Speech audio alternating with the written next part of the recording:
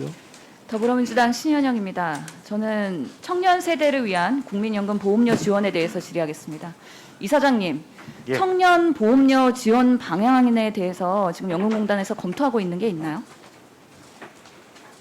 지금 따로 저희가 검토하고 있지는 않습니다.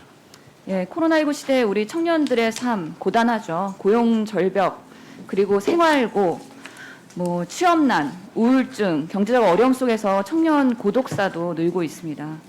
실제로 이 코로나19의 청년 빈곤 상황 얼마나 나빠졌는지 아직까지는 실태 파악도 못 되고 있는 상황이거든요. 그래서 저희가 그 대법원 통해서 청년 파산 현황을 들여다봤는데요. 코로나19 발생 전인 2019년에서 16년에서 19년까지 청년 파산자가 0.1%였어요. 근데 코로나 직격탄 맞고 나서 2020년에는 10.5%로 증가를 하게 됩니다. 근데 들여다보면은 지난 5년간 이 파산에 대해서 20대 남성 증가율이 47%나 되기 때문에 가장 많이 는 것입니다. 그만큼 우리 청년들의 삶 고단하죠. 이 청년들의 파산, 제가 왜 얘기하냐면요. 청년들이 이런 건강보험이나 국민연금 체납으로 연결이 됩니다. 그래서 저희가 그 지역 가입자 국민연금 연령별 체납 현황을 살펴봤습니다. 최근 5년간 전체 체납자는 마이너스 2.6%거든요. 근데 20대만 유독 52.9% 늘었습니다. 물론 60대도 늘긴 했는데 20대가 상당히 많이 체납이 느는 것입니다.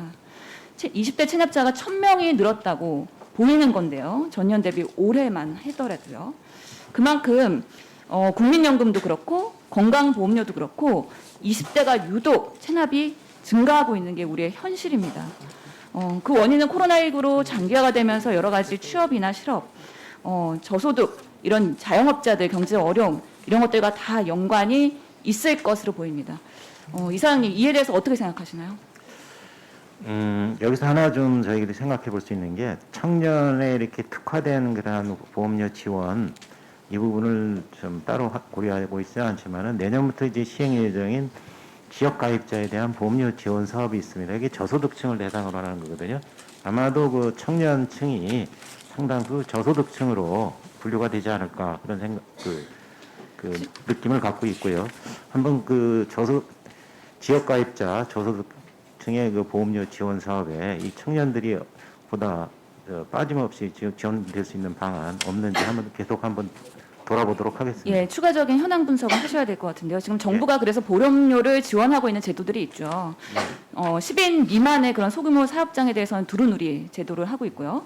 구직급여 신청자에게도 지원하는 국민연금 실업 크레딧 제도, 그리고 농업인에게도 국민연금 보험료 지원 제도를 하고 있잖아요. 그래서 보시면서 청년 대상으로 맞춤형 지원 제도가 필요하진 않은지에 대해서도 한번 이번 코로나 시기에는 좀 적극적으로 검토가 필요하다고 생각합니다. 이사장님 그렇게 해주시겠습니까? 예, 한번 지역 가입자 보험료 지원 사업에 이 부분이 어떻게 같이 좀 매치될 수 있을지 한번 같이 검토해 보도록 하겠습니다. 예, 저소득층에 대한 지원 검토와 함께 청년들이 어떻게 연관이 있는지 분리돼서 지원될 필요는 없는지에 대해서도 분석하셔서요. 저희가 대책 보고해 주시면 좋겠습니다. 다음으로는 저도 그 탈석탄에 대한 투자 질의를 하도록 하겠습니다. 이사장님, 작년 국감 때요 제가 탈석탄 투자 현황 지적을 했습니다. 그리고 이사장님께서 노력하시겠다고 답변을 했는데요. 기억이 나시나요? 예, 기억합니다. 예. 그동안에 노력을 하셨을 거라고 믿으면서 질의를 합니다. 우선 문재인 대통령께서요 작년 10월에 탄소 중립 2050 천명하셨죠. 그렇기 때문에 우리 국민연금공단에서도 이에 부응하기 위해서 어떤 노력을 했는지 저희가 지난 1년간 자료 요청을 했습니다. 그랬더니 공단에서 국민연금의 석탄 관련 주식 투자 현황 달라고 했더니 석탄 산업 관련 기업에 대한 구체적 정의 및 기준이 없다라고 답변이 왔습니다. 이거 알고 계시나요, 이사장님?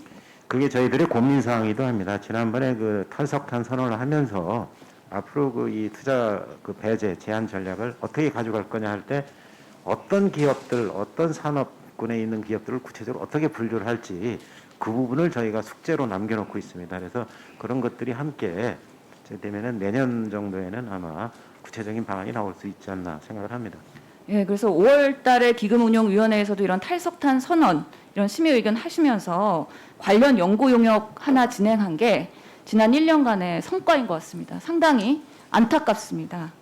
그래서 탈석탄 정책의 노력, 우리 정부에서도 지난 국내 500대 기업이요. 최근 새 연간 대기오염 물질 배출량 절반 이상 줄인 정부의 성과가 있었거든요.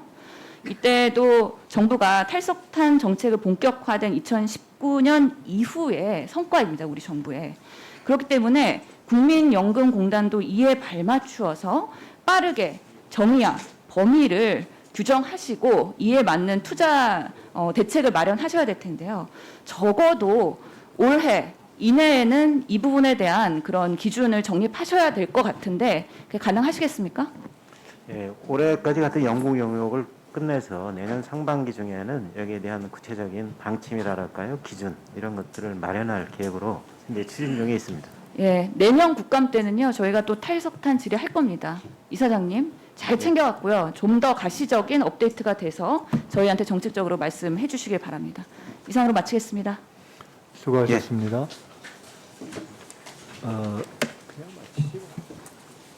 원래 신현영까지죠? 네. 다음은 존경하는 정춘수 위원님 질의해 주시죠. 이종성 위원님 하시고, 예, 죄송합니다. 이종성 위원님 질의해 주시겠습니다.